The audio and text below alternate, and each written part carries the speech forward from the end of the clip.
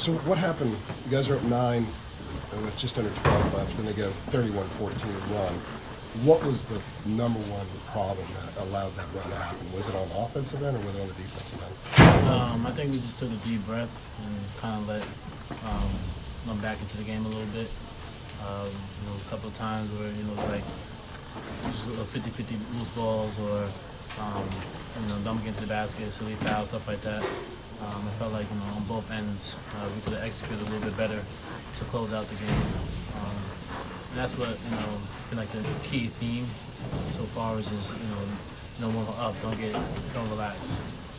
Keep your foot on the gas, and we have to learn to improve and get better on that. Pete said it was just a couple of plays. You got to 9 a couple of times. There was a couple of plays that they kept pushing and you guys weren't able to pull away. Mm-hmm. Is it the same thing in reverse, that it's just a couple of plays for you to push it to 13, 14, 15, and then kind of take control of the game? Is that the difference there?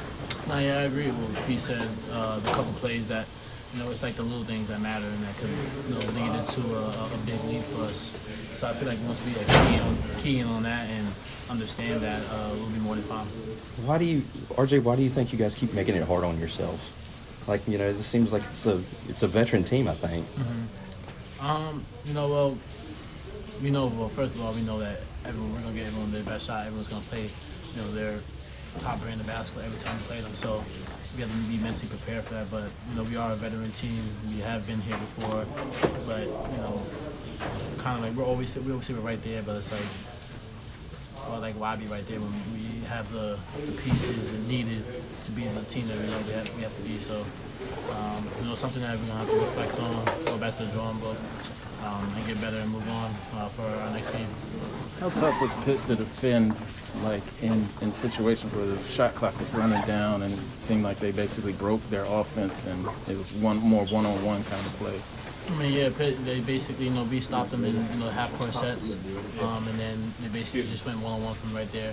And we knew that from the get-go from first and second half, that, we were playing good, solid defense in the half-court set, and we were shutting it down, and that was just more about being tough enough to play one-on-one.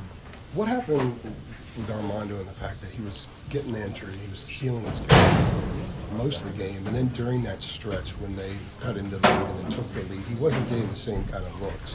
Were they doing something different to keep him from getting those looks, or defending you guys on the perimeter from your injuries?